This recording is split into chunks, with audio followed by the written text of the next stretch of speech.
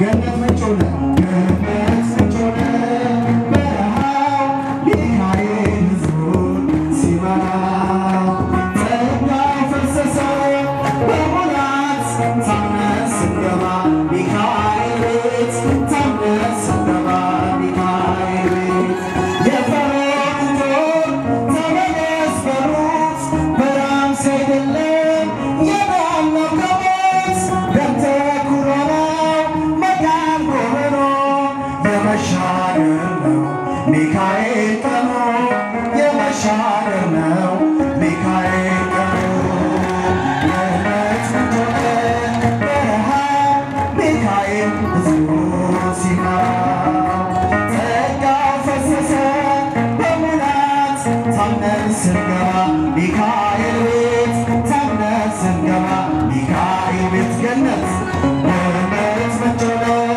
በረሃው ሚካኤል ሕዝቡን ሲመራው ጸጋው ፈሰሰ በሙላት ታምነን ስንገባ ሚካኤል ቤት ታምነን ስንገባ ሚካኤል ቤት በድቅድቅ ሌሊት ብርሃኑ ወጥቶናል በታላቅ ግርማ ድል አልብሶናል የቀኑ ሐሩር ዳመት ደመና ሕዝቡን መገበው ሚካኤል መና ሕዝቡን መገበው ሚካኤል መና ገነት መጮነ በረሃው ሚካኤል ሕዝቡን ሲመራው ጸጋው ፈሰሰ በሙላት ታምነን ስንገባ ሚካኤል ቤት ታምነን ስንገባ ሚካኤል ቤት አስማት አይሰራም በያዕቆብ ወደብ ባላቅ ለግርፋት አትውጣ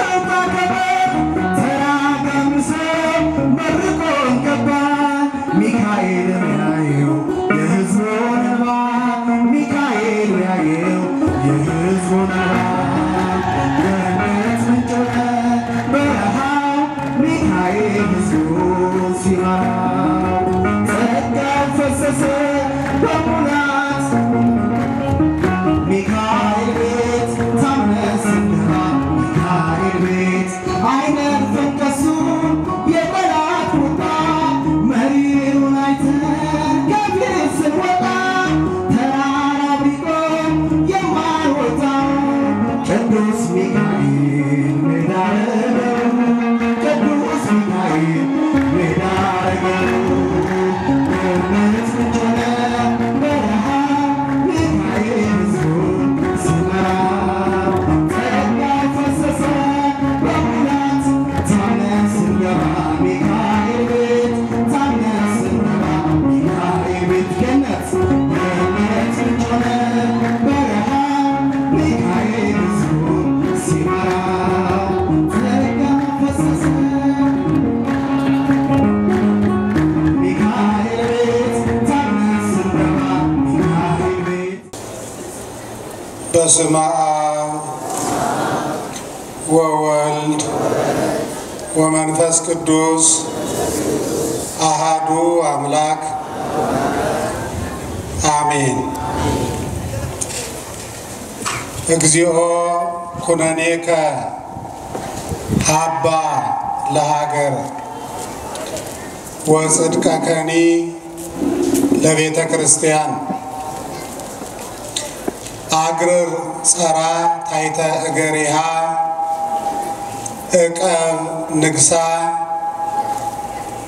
ሕዝባ ወሃይማኖታ ለሀገሪትነ ኢትዮጵያ አሜን። ይትባረክ እግዚአብሔር አምላከ አበዊነ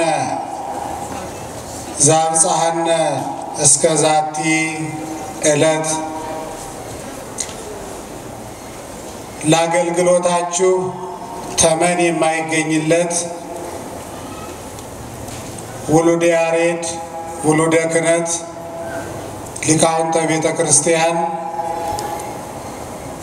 አበው መነኮሳት ሰባኪያን ወንጌል መዘምራን ዲያቆናት በየማርጋችሁ የቤተ ክርስቲያናችሁን ጥሪ አክብራችሁ የጊዜ አስራት አውጥታችሁ ዋጋ ከፍላችሁ በዚህ ቅዱስ ስፍራ መንፈሳዊ ተሳትፎ በማድረግ ላይ የምትገኙ የቤተ ክርስቲያናችን ጌጦች ፈርጦች የምትሆኑ ምእመናን ምእመናት ክርስቲያኖች ሁላችሁ አንድ አምላክ በሚሆን በአብ በወልድ በመንፈስ ቅዱስ ስም እንደምን ሰነበታችሁ? እግዚአብሔር ይመስገን በሉ ሁላችሁ። እንደምን ዋላችሁ? እንደምን አመሻችሁ?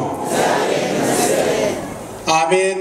በጥንተ ተፈጥሮ በአዲስ ተፈጥሮ ያከበረን በጥንተ ተፈጥሮ ከሌሎቹ ፍጥረታት ለይቶ ባሪያው በአምሳሉ በመፍጠር በአዲስ ተፈጥሮ በልጅነት በማክበር ደጋግሞ የወደደን በዝናብ አብቅሎ በፀሐይ አብስሎ የሚመግበን ከሁሉም በላይ ሰው እንዳያየን ተጠንቅቀን ጨለማን ተገን አድርገን የሰራነውን ከኛ ከክርስቲያኖች ቀርቶ ከአንድ ሰብአዊ ፍጡር በማይጠበቅ ሁኔታ ባሳለፍነው ዘመናችን ላይ ይህችን የንስሐ ዕድሜ ጨምሮ ይህን የንስሐ ጥሪ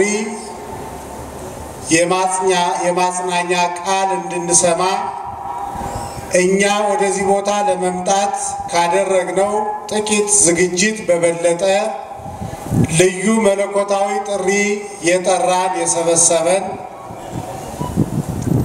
ገመናችንን ሁሉ ሰውሮ ከሰው የቀላቀለን አምላካችን እግዚአብሔር እኛ ለእኛ ከምናስበው በላይ ያሰበ ሕይወታችንን በበላይነት የሚመራ የሚቆጣጠር ነገሮች ሁሉ እንደተወራላቸው ሳይሆን እንደ ቸርነቱ እንድንወጣ እንድንገባ የሚያደርገን አምላካችን እግዚአብሔር ለዘላለሙ የተመሰገነ ይሁን። እልል ብላችሁ እግዚአብሔርን አመስግኑ።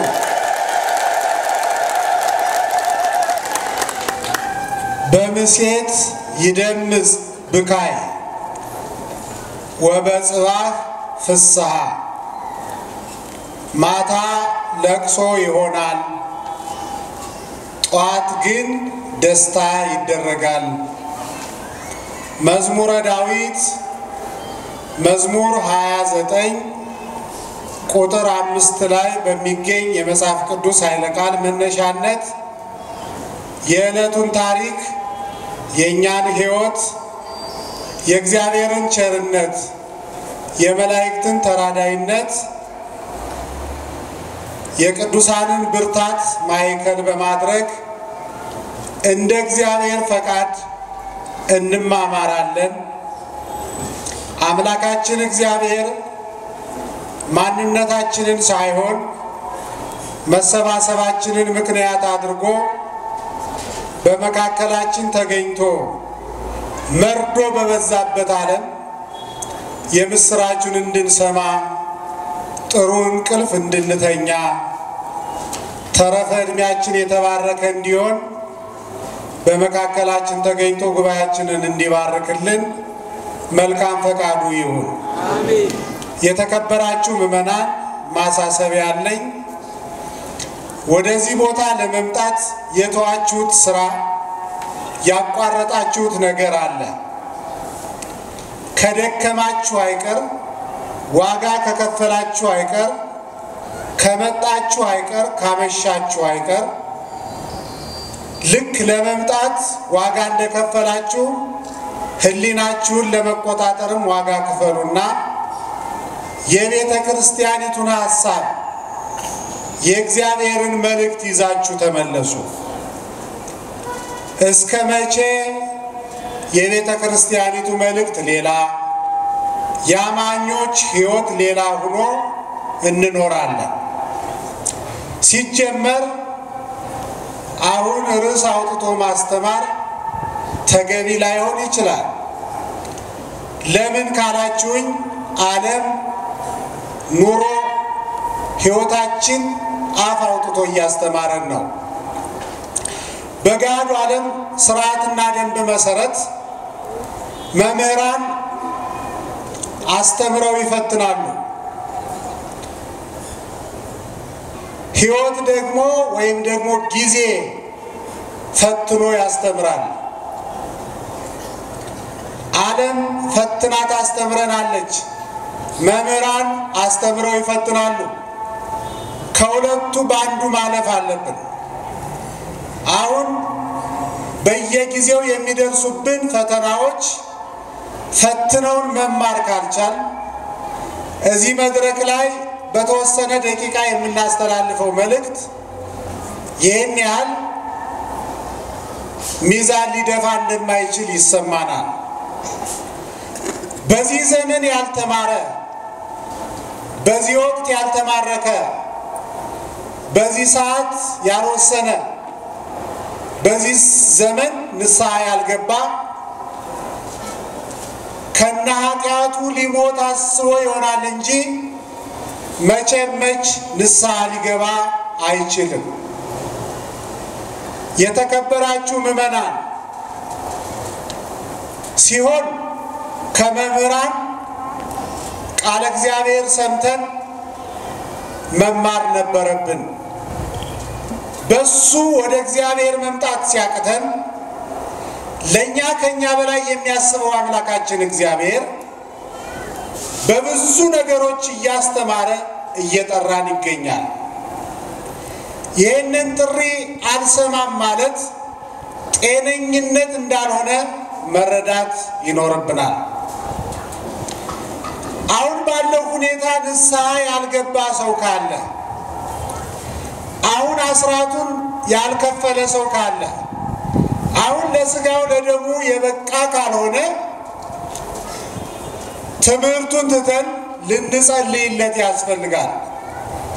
ለምን? በሽተኛ ነው። ስለዚህ መምህራን ሲያስተምሩ፣ ሲመክሩ፣ ሲገስጹ ኑረዋል። አሁን ደግሞ በቅደም ተከተል ወደ ሀገራችን ወደ ቤተ ክርስቲያናችን የሚመጡ ፈተናዎች ፈትነው እያስተማሩን ነው። በየመድረኩ እንደምናገረው ፀሐይ ከመስኮቷ ስትወጣ ያያችሁ እንዳትታለሉ፣ ቀን አለ መስሏችሁ። በስልጣን ወንበር ላይ የተቀመጣችሁ እንዳትታለሉ፣ ቀን አለ መስሏችሁ። በቀጥታም ይሁን በተዘዋዋሪ ሀብት ያገኛችሁ፣ በቀጥታም ይሁን በተዘዋዋሪ 2-3 ቤት የሰራችሁ እንዳትታለሉ፣ ቀን አለ መስሏችሁ። በትዳራችሁ ያልታመናችሁ፣ ብቸኝነታችሁ ያልተባረከላችሁ፣ በተመላለሳችሁትና በሰማችሁት ቃለ እግዚአብሔር ልክ መኖር ያቃታችሁ፣ ፈረሰኛው ሲሄድ እግረኛን ምን አቆመው? ምን ትጠብቃላችሁ? እንዳትታለሉ፣ ቀን አለ መስሏችሁ። በአቡሻህር አቆጣጠር ዘመኑ አልቋል። ትንቢተ ነቢያት ተፈጽሟል። በከመ ሰማይነ ከማሁ ርኢነ፣ በጆሮ እንሰማቸው የነበሩ ለጆሮ የሚሰቀጥጡ ነገሮች በቅደም ተከተል ወደ ሀገራችን ወደ ሕይወታችን እየገቡ ነው።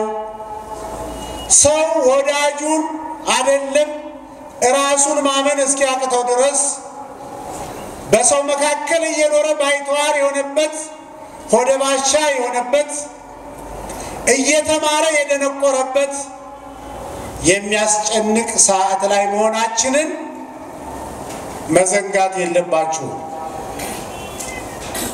አሁን መነጋገር አለብን። መጨረሻ ላይ የምንወያይባቸው ጉዳዮች አሉ። ኃጢአት የምንሰራ እኛ አዲስ አበባዎች በሃይማኖታቸው የሚሞቱ የዋሃን በዳር ያሉ ክርስቲያኖች ለምን? የእግዚአብሔር ፍርድ ነው። እግዚአብሔር ግን ምክንያት አለው። ሌላው እንደው በህሊናችሁ ይዛችሁት እንድትቆዩ ነው። በፈረንጁ ዓለም በአውሮፓ በአሜሪካ በብዙ ነገር ስልጣኔያቸው ሰማይ የደረሱ ታላላቅ ሀገሮች የደረሰባቸውን ያህል በወረርሽኙ ኢትዮጵያ የሞቱት የታመሙት እንዳሉ ሆነው ያልሆነብን ለምንድን ነው? ኤር ኮንዲሽን ነው ወይስ ሌላ? አሁን ይኸውላችሁ መርዶዎች በዝተዋል። ሕይወታችን ተጨንቃለች። እኛ ክርስቲያኖች እግዚአብሔር ቤት መተን በሰላም በማደር ያላመኑ ሰዎች ሲጨነቁ እንቅልፍ አድረው ምን ብታደርጉ ነው ተኝታችሁ ያደራችሁ ሲሉን በእግዚአብሔር በማመናችን ነው ብለን ዓለሙን መጥራት የሚያስችል ሕይወት ከሌለን ማመናችን ከንቱ ነው፣ መጠማቃችን ከንቱ ነው። እኛም አላስተማርናችሁ፣ እናንተም አልተማራችሁ፣ ቤተ ክርስቲያናችን በከንቱ ደከመች። ምን ስታደርጉን ያመሻችሁ ስንባል ምንድን ልንል ነው? በሕይወታችን ማስተማር ካልቻል። አያችሁ ምዕመናን፣ አሁንም ሕሊናችሁን ሰብስቡ። በምሴት ይደምስ ብካይ፣ ማታ ልቅሶ ነው፣ ጧት ደስታ ነው። ማዘንና መደሰት፣ ማግኘትና ማጣት፣ መውደቅ መነሳት፣ መሾም መሻር የሞላባት ዓለም ውስጥ ነው የምንኖረው። ደስ የሚለው ማታ ልቅሶ ነው፣ ጧት ግን ምንድን ነው? ደስታ ነው። ማታ ጨለማ ነው፣ ጧት ምንድን ነው? እግዚአብሔር ይመስገን። እልል ብላችሁ እግዚአብሔርን አመስግኑ። ወውስተ ፀሐይ ሴመ ጽላሎቶ አለ ዳዊት። በፀሐይ ብዙ ነገር እንማራለን። የመጀመሪያው ምስጢረ ሥላሴን እንማራለን። ፀሐይ ሶስት ነገር አለው። ክበብ አለው፣ ሙቀት አለው፣ ብርሃን አለው። በዚህ የሥላሴን አንድነት ሶስትነት እንማርና ፀሐይ መውጣቷ መወለዳችን፣ ይቺ የምታሳሳዋ ፀሐይ የመወለዳችን፣ ቀትር ሆኖ የምታስጨንቅ መሆኗ በዚህ ዓለም የምናሳልፈው ሕይወታችን፣ እንደገና መግባቷ መሞታችን፣ እንደገና መውጣቷ መነሳታችን። እንነሳለን። መድኃኔ ዓለም ክርስቶስ በግርማ መለኮት ይመጣል። ለእያንዳንዱ እንደ ሥራው ይከፍላል። የእኛ ቤተ ክርስቲያን ምጽአቱን ትናፍቃለች፣ የምትፈራ አይደለችም። ለምን? በስሙ አምና ተጠምቃለችና። ይምጣ ይቆይ ኧረ ተው፣ ይምጣ ይቆይ ሁለት ድምፅ ነው የሚሰማ። የተዘጋጀው ይምጣ አለ። የኔ ቢጤው ለማንኛውም ይቆይ አለ። አዎ ሐዋርያው ቅዱስ ጳውሎስ ወደ አምላኬ ልሄድ እናፍቃለሁ ይላል። ነቢዩ ዳዊት ደግሞ ይትሰደኒ በመንፈቅ ዓመቴ፣ ለማንኛውም ልቆይ ይላል። የማንን ትመርጣላችሁ? የዳዊት የጳውሎስ? የዳዊት። አንድ አይነት ድምፅ ልንሰማ አንችልም። አንድ አይነት አይደለንም። እንደ ሃይማኖታችን ጽናት፣ እንደ አእምሯችን ስፋት እንለያያለን። አሁን በዚህ በመንገዱ ሁለት ፖሊሶች ወደ መድረክ ቢመጡ ሊባረኩ ነው የመጡ። ትናንት የሰረቀ ካለ ይደነግጣል። መረጃ ደርሶት ሊይዙኝ መጡ ይላል። እግዚአብሔር ሲመጣም እንደዚያ ነው የምንሆነው። መፍትሄው ድለዋኒክሙ ሀልው ተደስታችሁ ኑሩ ነው።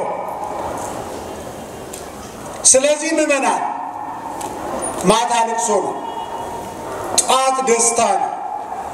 በሐዘን የተቀጠቀጣችሁ ያጎረሳችሁት እጅ የነከሳችሁ እንዳትናገሩት አፍራችሁ እንዳትሸከሙት ከብዷችሁ ደክማችሁ በሰራችሁት ቤት እንቅልፍ ያጣችሁ ሰላም ያጣችሁ ስትፈራገጡ የምታድሩ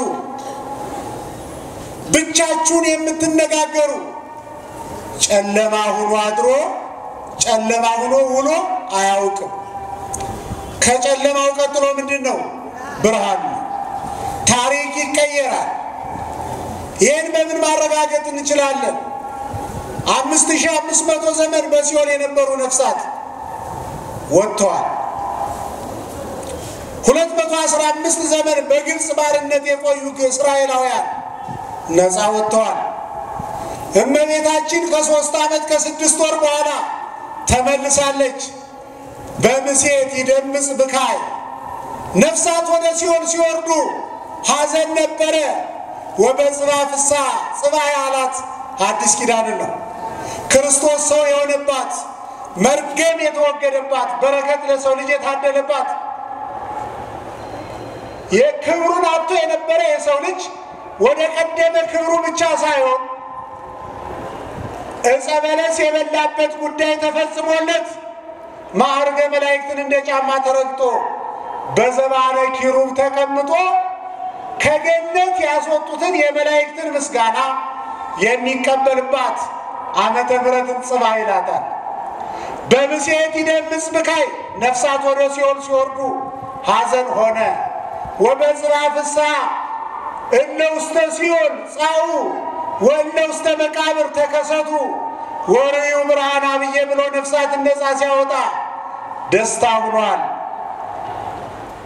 በምሴት ይደምጽ ብካይ አዳም ከገነት በመላእክት ተገፍትሮ ሲወጣ መላእክት አይደሉም ፍጥረታት በሙሉ አለቀሱ።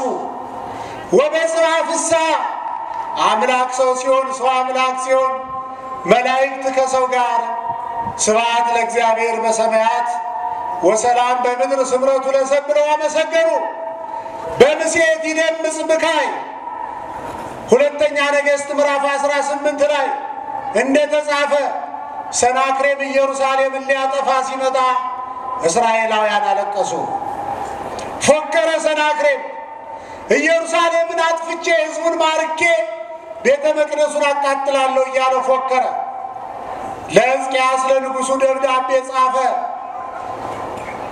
የእስራኤል ንጉሥ ሕዝቅያስ ሆይ የምትመካበት እግዚአብሔር ያድነኛል ብለህ እንዳታስብ፣ እኔ ዘምቼባቸው ከእጄ ያመለጡ ነገሥታት የሉም።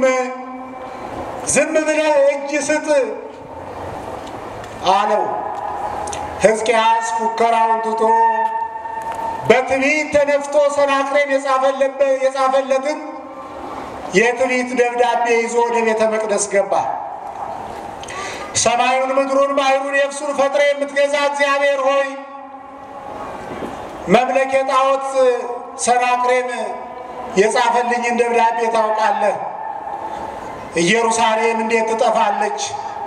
ቤተ መቅደሱስ እንዴት ይቃጠላል? ሕዝቡስ እንዴት በእኔ ዘመን ይማረካሉ? የኔን ኃጢአት ተውና የሕዝቡን ጥፋት ረስተህ የወዳጆችን የአብርሃምን የይስሐቅን የያዕቆብን ቃል ኪዳን አስበህ ኢየሩሳሌምን ከጥፋት አድናት ብሎ ጸለየ። እግዚአብሔር ጸሎቱን ሰማው። ለኢሳይያስ እንዲህ አለው፣ ሂድና ሕዝቅያስን እንዲህ በለው የፎከረብህን ሰናክሬምን ነገ ጠዋት ከእንቅልፍ ስትነሳ አታገኘውም። እግዚአብሔር የተመሰገነ ይሁን። እግዚአብሔር ይመስገን። በምሴት ይደምጽ ብካይ ወበጽባ ፍስሐ ማታ እስራኤላውያን አለቀሱ። ሕዝቅያስ አዘነ፣ ሁሉም አዘኑ። እንኳን ከፎከረ ከወረወረ የሚያድን አምላክ እግዚአብሔር ጠዋት ሲነሱ 185,000 ሰራዊት ደም ጎርሰው መምለኬ ጣዖት ሰናክሬም ደሙ ኢየሩሳሌምን እንዳያረክስ በመብረቅ በነጎድጓድ መላእክት እያባረሩ ወደ ሀገሩ መለሱት። ብቻ ጸልዩ ስለ ኢትዮጵያ፣ ብቻ አልቅሱ ስለ ተዋሕዶ፣ ብቻ ያለ እግዚአብሔር ተመልካች ስለሌለው ሕዝብ አስቡ እንጂ ነገ ጧት ደስታ አለ፣ የምስራች አለ። እግዚአብሔር ይመስገን። በምሴት ይደምጽ ብካይ ወበጽባ ፍስሐ። እንዳትጨነቁ፣ ኢትዮጵያን የሚጠብቅ ስውር እጅ አለ። እኛ የማናውቀው ስውር እጅ አለ። ኢትዮጵያን የሚነኩ ሁሉ በቅደም ተከተል ብንዘረዝራቸው ተቆጥረው ያልቁ። ቅርብ ቀን አታስታውሱም እንዴ? የታላቁ ሀገር መሪ የእብድ ገላጋይ ሆኖ ድንጋይ ሲያቀብል የሆነውን ትረሳላችሁ እንዴ? የኢትዮጵያ አምላክ የአባቶቻችንን ቃል ኪዳን አይረሳም። ዝም ብላችሁ ወይኩን ፈቃድከ በሉ፣ አቡነ ዘበሰማያት ድገሙ። ተዋሕዶ በክርስቶስ መሰረትነት ላይ ተመስርታለችና ዋና ቅጸ ሲኦልን ይይልዋ ብሏታልና ይብላኝ በጠላትነት ለተነሱባት እንጂ እሷማ ጠባቂዋ የሚተኛ አይደለም። በዚህ ዓለም ያሉ ጠባቂዎች የሚጠብቁትን ነገር ለራሳቸው ብለው ይጠብቃሉ። የኛ ጌታ መልአከ ብርሃን አድማሱ ጀንበሬ እንዳሉት እምናዌ በጋ ለማቀባሉ ኖላዊ አባግ አይላፍ ምን ትይሩናሁ ወምን ትውቱ ለዘይታቀብ ረባሁ። በጎችን የሚጠብቅ የዚህ ዓለም እረኛ ቸርነቱ የት ላይ ነው? በጎችስ መጠበቃቸው ጥቅሙ ምንድን ነው አሉና እምናሮ የማቀቦ ውቱ እስመ ይበሎ ናሮ የከማሁ። በጎቹን ካውሬ ያስጥልና ውቱ እስመ ይበሎ ራሱ እረኛው ምን ያደርጋቸዋል? በጎቹን ይበላቸዋል። ስለዚህ የእረኛ በጎችን የሚጠብቅ ለራሱ ብሎ ነው። ወእመለሊሁ ይበሎ እሱ ካልበላው እስመ ይሰይጦ በወርቅ ለዘይበልክ ያሁ ለሚበላ ይሸጥና ብሩን በኪሱ ከታል። ለበጎችን መጠበቃቸው ፍሬ የለውም፣ ጠባቂውም ቸር ሊባል አይገባውም አለ። ሂሩትሰ ወረባ ለኖላዊነ ትጋሁ በበትረ መስቀል ድህረ አቀበ ምናሮ አባግሁ። ቸር ጠባቂ መባል ያለበት በጎቹን በበትረ መስቀል እየጠበቀ አምጣነ ደሞ ያሰቲን ዘያበል ስጋሁ ስጋውን እያበላ ደሙን እያጠጣ የሚጠብቅ ዋፋአ እያወጾ ለዘመፃ መንገድ ይሁ ወደ እሱ የመጣውን ወደ ውጭ አያወጣም። እውነተኛ ጠባቂ መባል ያለበት ይሄ ነው። ለመልአከ ብርሃን ምስጋና አቅርቡላቸው። እስኪ በረከታቸው ይድረሰ እናነሳሳቸው። ይኸውላችሁ የዚህ ዓለም ጠባቂ በጎቹን ያስራል። የዚች ቤተ ክርስቲያን ጠባቂ የፍጥኝ ታሰረላት።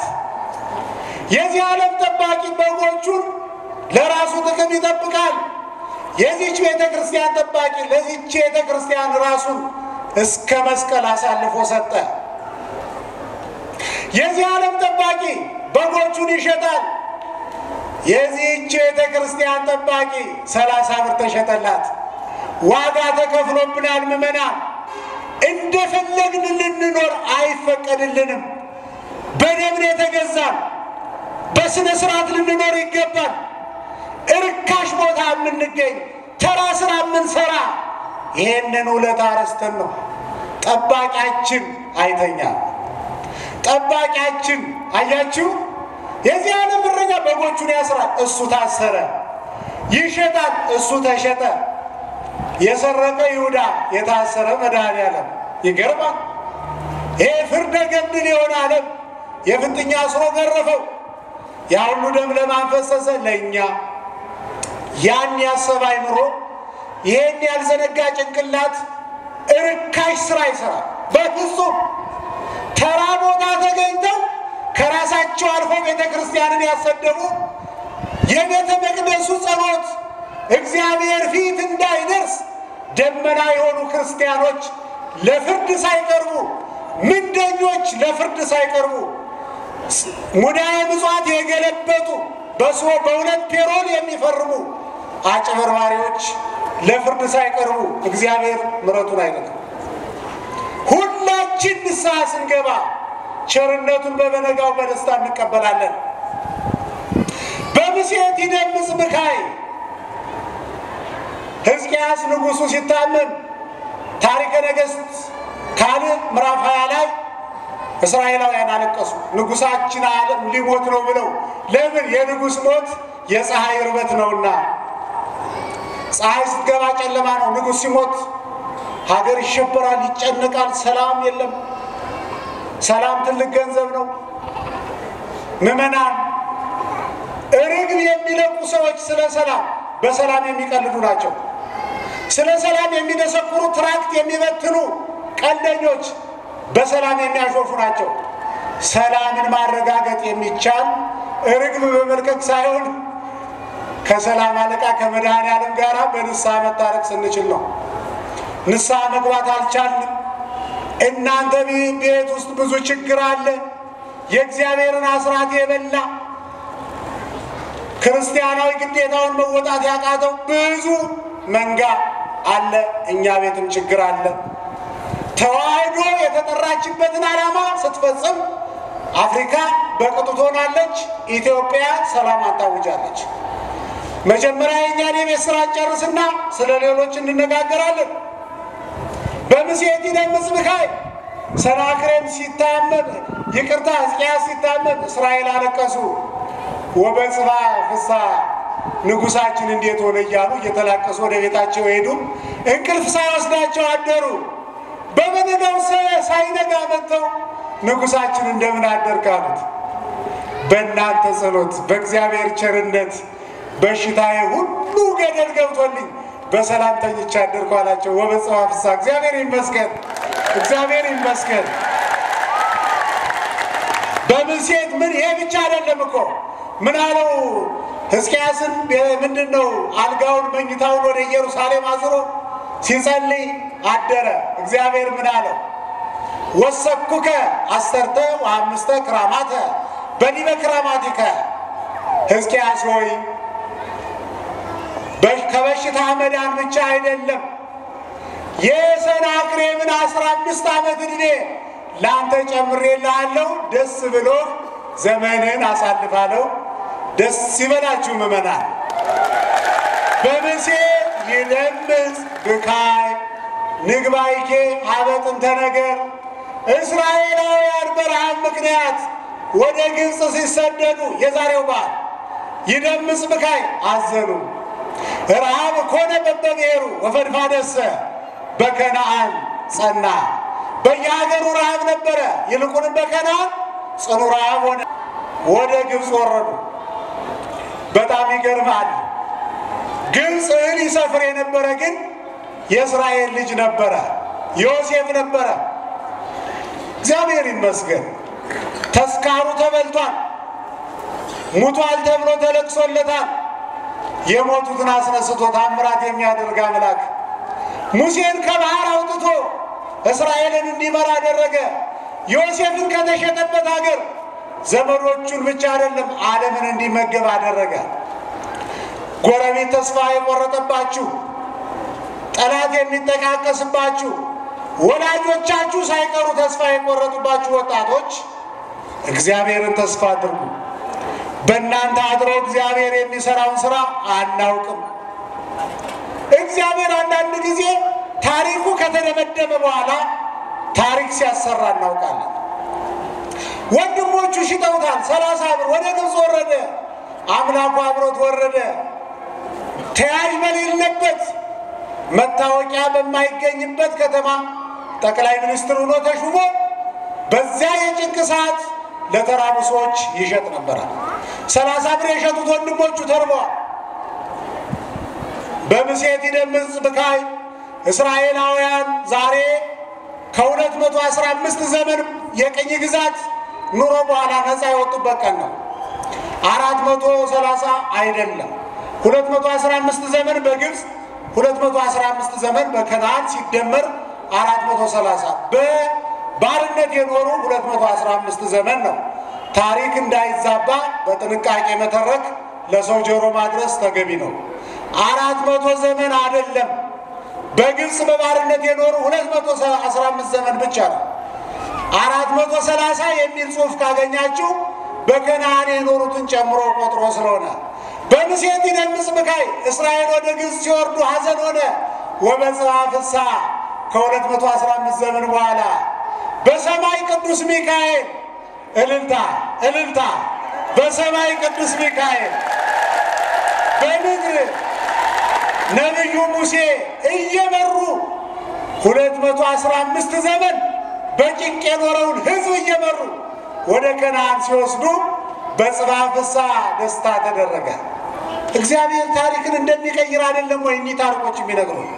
ነፍሳት ከሲኦል ከወጡ፣ እስራኤል ከጽዋዌ ከተመለሱ፣ እመቤታችን ከስደት ከተመለሰች የኢትዮጵያ ታሪክ ይመለሳል። የተዋህዶ ችግር ይወገዳል። የሕዝቡ ነባ ይታበሳል። ነገ ብሩህ ነው። ነገ ተስፋ አለን። እየፎከርን አይደለም። እግዚአብሔር ያደርገዋል። ስለነማን ብሎ ስለኛ ብሎ አይደለም። ስለ ትናንትናዎቹ በየዋህነት ዳዊት ስለደገሙ፣ ውዳሴ ማርያም ስላደረሱ፣ በቅን ልቡና ስለተመላለሱ ምእመናን ብሎ እግዚአብሔር ኢትዮጵያን አይተውም እናምናለን። ተዋህዶን አይረሳትም። የድንግል ማርያም የቃል ኪዳን አገር ናት። ገበዟ ጊዮርጊስ ነው። ቅዱስ ሚካኤል ተለይቷት አያውቅም ኢትዮጵያን። ችግሮች ይመጣሉ፣ እኛ እንፈተንባቸዋለን። ወይ እንቀላለን ወይ እንከብዳለን። ታሪኩ ነው ይመዘገብና ታሪክ ይቀጥላል። ሀገር ይቀጥላል። ቤተ ክርስቲያን ሃይማኖት ይቀጥላል። ትልቁ መወያየት ያለብን ተመዝነን ቀለን እንዳንገኝ ጥንቃቄ ማድረግ ያስፈልጋል። በምሴት ይደምጽ ብካይ እዚያው ከእስራኤል ታሪክ ሳንወጣ በሙሴ መሪነት ከፈርዖን ቅኝ አገዛዝ ነፃ ወጥተው ወደ ሀገራቸው ወደ አባታቸው ሀገር ሲጓዙ ይደምጽ ብካይ የኤርትራ ባህር ተከፍሎላቸው ባህሩን ተሻግረው ሊጨርሱ ሲሉ ፈርዖን ተጸጽቶ ተከተላቸው። ወይ ከገንዘቤ ወይ ከአገልጋዮቼ ሳልሆን ቀረው ብሎ ሰራዊቱን አስከትሎ መጣ። ይደምጽ ብካይ በእስራኤላውያን ከተማ ሽብር ሆነ። በባህር ልታሰጥመን ነው ወይ ከግብፅ ያወጣህን ብለው በሙሴ ጮሁበት፣ አለቀሱ። ወበጽባሕ ፍስሐ ሙሴ ወደ እግዚአብሔር አመለከተ። እግዚአብሔር ባህሩን ምተዋለው። ለእስራኤላውያን የተከፈለ ባህር ሙሴ ሲባርከው ግጥም ማለት ጠላት በዚያው ሰጠመ። ወበጽባሕ ፍስሐ እስራኤላውያን ከኤርትራ ከተሻገሩ በኋላ ደስታ ተደረገ። ለሴቶች ማርያም፣ ለወንዶች ሙሴ ከበሮ እየመቱ እግዚአብሔርን አመሰገኑ። እግዚአብሔርን አመስግኑ፣ እግዚአብሔርን አመስግኑ። ለሴቶች ሴት ከበሮ ይመታል፣ ወንድም ቢመታ ችግር የለውም። ሴቶች ግን ለወንዶች ከበሮ መምታት አይችሉም። በፍጹም ይሄ ሊሆን አይችልም። አዲስ አበባ ስለሚመታ ታሪክ ሊዛባ ስርዓት ሊፈርስ አይችልም። ሴቶች ወይ ቁጭ ብለው ይማራሉ፣ ወይ ለሴቶች ይሰብካሉ፣ ወይ ለሴቶች ይዘምራሉ፣ ከበሮ ይመታሉ እንጂ ካህናት ተቀምጠው ወንዶች ተቀምጠው እየተወረገረገች ከበሮ ልትመታ አይፈቀድም። ለምን? ሙሴ ለወንዶች ከበሮ ሲመታ ማርያም እህተ ሙሴ ለሴቶች ከበሮ መታች። አሁን ደናግል ዘበጣ ከበሮ ለሴቶች፣ ሴቶች ለሴቶች። ይህንን ይዞ ማየት ያስፈልጋል። በምሴት ይደምጽ ብካይ በምሴት ሐሙስ ኢየሱስ ክርስቶስ በአይሁድ በተማሪው በይሁዳ ጠቋሚነት ሲያዝ ሐዋርያት አለቀሱ፣ አዘኑ። ቤታቸውን ንብረታቸውን ከብረባይ ልቡናቸውን ትተው ሲከተሉት የኖሩት አምላክ በተማሪው ተያዘ። ኢየሱስ ክርስቶስ የተያዘ በተማሪው በቤተሰብ ቤተ ክርስቲያን የተቸገረች በራሷ ሰው፣ ኢትዮጵያ የተጨነቀች በአድዋ ማለት በጣሊያን አይደለም በራሷ ሰው፣ ሀገራችን ያለቀሰች በራሷ ሰው፣ ተዋህዶ የተጨነቀች በራሷ ሰው፣ መድኃኔዓለም የተሸጠ በራሱ ሰው። በሀገራችን ታሪክ ተማሪ ተምሮት ሲጨርስ ደቀ መዝሙር አስከትሎ ይመጣል። የተረገመው ይሁዳ ጭፍራ አስከትሎ መጣ። ጴጥሮስም የለም። ወዳጄ ክፉ ቀን ይሆናል አትበለው፣ ስትያዝ ይከዳል፣ ሰው የጴጥሮስ ልጅ ነው ተብሎ ተጽፏል። ጴጥሮስ የለም። ሲምል ሲገዘት ነበረ። ይሁዳ ጭፍራ ይዞ መጣ። እቀትሎ ለኖላዊ ወይዘራው አባጋ መሬቱ ያለው ይደርስ ይፈጸም ዘንድ ይህ ሁሉ ሆነ ተደረገ። አዎ አባቶች ከጠላቶቼ እኔ እጠበቃለሁ፣ ከወዳጅ ጠላት ግን አንተ ጠብቀኝ ብለው ይጸልያሉ። ለምን ከተባለ መድኃኔዓለም የተሸጠ በተማሪው፣ ቤተ ክርስቲያንም የተቸገረች በራሷ ሰዎች፣ ኢትዮጵያ ጣሊያንን በጋራ ድል አድርጋ በአፍሪካ ታሪክ እንዳላጻፈች፣ ዓለምን እንዳላስደነቀች እርስ በርሳችን ይገርማል። የመጨረሻው ዘመን የሚያስጨንቅ ዘመን ሐዋርያው ቅዱስ ጳውሎስ ለጢሞቴዎስ እንዳለ ወዘንተ ባይቱ አይምር ከመደበደ ሐሪም ኃይል ይመጻ ዓመታት እኩያት አለ። የሚያስጨንቅ ዘመን ማለት ያደለም እንዴ? ለምኑ ነው የምንጓጓ? ምንድን ነው የሚያስጨንቀን? ዘመናችንን እንዲሁ ጨርሰናል። ተረፈ ዕድሜያችንን በንስሐ በሥጋው በደሙ በእርቅ በይቅርታ በአንድነት በሰላም ሃይማኖታችንን እየጠበቅን መጨረስ አለብን። እንቅልፍ ይብቃ፣ ግድ የለሽነት ከዚህ በኋላ የለም። ኑና እንመካከል። ከመድረኩ በስተጀርባ ተገናኝተን መወያየት፣ ከመምህራኑ ጋር መነጋገር አለባችሁ። ሁሉም ነገር አልቆ ሰይፍ ተስሎልን ቤታችንን እያንኳኳ ነው። ቅድም የነገርኳችሁ አንድ ነገር ልንገራችሁ። እኔ በጣም ይገርመኛል። ለምን መርዶ እንነግራቸዋለን? መርዶ ዓለም እያጠጣችን ነው። አሁን እኔ አንድ ነገር አምናለሁ። ያ ሁሉ በፈረንጆች የሆነው ችግር ያልሆነ ለምንድን ነው? አየሩ ስላልተስማማው አይደለም በሽታው። ወደድንም ጠላንም ከነ ኃጢአታችንም ቢሆን ያቀረብነው መስዋዕት፣ የጸለይነው ጸሎት፣ ማህሌታችን፣ ሰዓታታችን ተሰምቶልናል። ምዕመናን እንዳትጠራጠሩ። ሌላ ምን ይመስላችኋል? አልተሰማም፣ ተሰምቷል። ባይሰማ ኑሮ አሁን እኮ ለትምህርት አይደለም የምንገናኝ ነበረ፣ ለቀብር ነበረ፣ ጉድጓድ ለመቆፈር ነበረ። እንደሰማ ነው ያላደረገብን አምላካችን እግዚአብሔር አመስግን። እግዚአብሔር ይመስገን። በምሴት ይደምስ ብካይ አሜሪካ ውስጥ በበሽታው ብዙ ሰው ሞተ ሲባል በኢትዮጵያ ልቅሶ ነበረ። አውሮፓ አለቀ ሲባል ፈረንጆች ሊቋቋሙት አልቻሉም። እኛማ እንዴት አድርገን ተብሎ ሲወራ ልቅሶ ነበረ። ወበጽባ ፍስሐ ዘመኑ ሲቀየር በአባቶቻችን ጸሎት፣ በረሃብ በወደቁት ቅዱሳን እንባ፣ በነ ቅዱስ ሚካኤል ተራዳኢነት እነሆ የሆነብን ነገር እንዳለ ሆኖ በጠበቅነው ልክ ስላልተደረገብን ለዘላለም የተመሰገነ ይሁን። ሌላው ቅድም የነገርኳችሁ በዳር ያሉ ክርስቲያኖች እያለቁ በየቀኑ ኢንቨስተር የነበሩ ሰዎች ፋብሪካዎቻቸው አንድ ሰዓት ባልሞላ ጊዜ ወድሞባቸው ለልመና መንገድ ላይ ተቀምጠው ከአንድ ቤተሰብ 5-6 ሰው ሙቶ እኛ በሕይወት የኖር የተሻልን ሆነን ሳይሆን ይህንን የንስሐ ጥሪ ሰምተን በሕይወታችን እርምጃ እንድንወስድ ንስሐ እንድንገባ መሆኑን ሰምታችሁ በግዴለሽነት የምትኖሩ ምዕመናን ስለ ቤተ ክርስቲያን፣ ስለ ቅዱስ ሚካኤል፣ ስለ አባቶቻችን ብላችሁ ቀን ሳትቀጥሩ ዛሬውኑ ነገ ጧት ከአባቶቻችሁ ጋር ተገናኙና ራሳችሁን አዘጋጁ። እኛ እስካሁን የቆየን ንስሐ እንድንገባ ተፈልጎ ነው። በደላችን ብዙ ነው፣ ታውቁታላችሁ። ችግሮቻችን ብዙ ናቸው። እነዚያን እንድናስወግድ እግዚአብሔር የንስሐ ዕድሜ ስለሰጠን ማመስገን የለብንም? ምዕመናን ማመስገን የለብንም? ጭብጫቦ ብቻውን በቂ አይደለም። የሚዳሰስ የሚጨበጥ የህይወት ለውጥ ያስፈልጋል። ከዚህ በኋላ የምናገረውን መኖር ካልቻልኩ እዚህ መድረክ ላይ እኔ መቆም የለብኝም። በቃ ከዚህ በኋላ በተማራችሁት ልክ ክርስትናውን ልትኖሩት ካልቻላችሁ ለምን ትቀመጣላችሁ? ለምን ቤተ ክርስቲያን ትደክማለች? እኔ ማስተማር የለብኝም እናንተ መማር የለባችሁ እያልኳችሁ አይደለም። ሁላችንም ደንግጠን ንስሐ ገብተን እናስተምራለን፣ እንማራለን። ከእግዚአብሔር ቤት አንርቅም። ያለሱ ማን ይሸከመናል? ማን ይሸከመናል?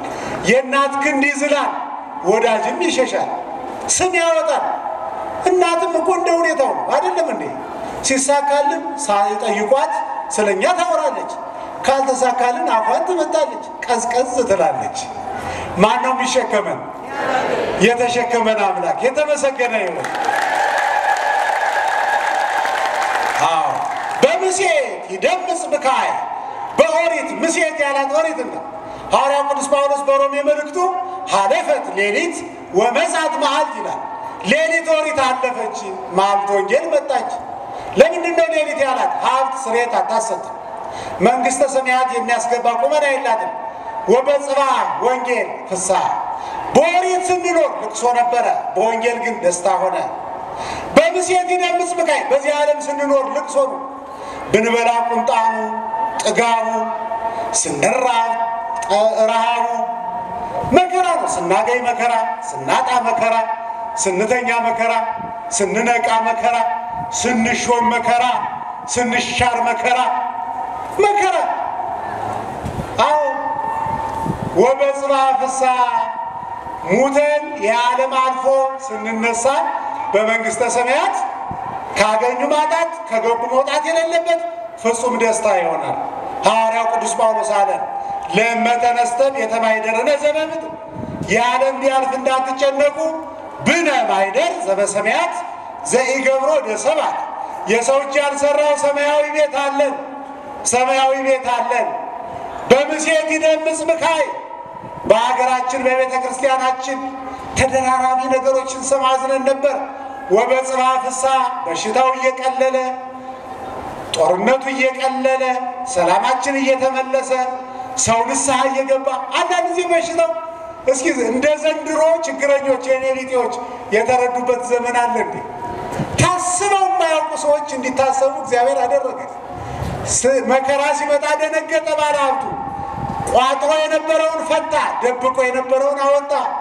ጊዜ ጉልበት ነው። እንደ ጊዜ ያለ ዳኛ የለም።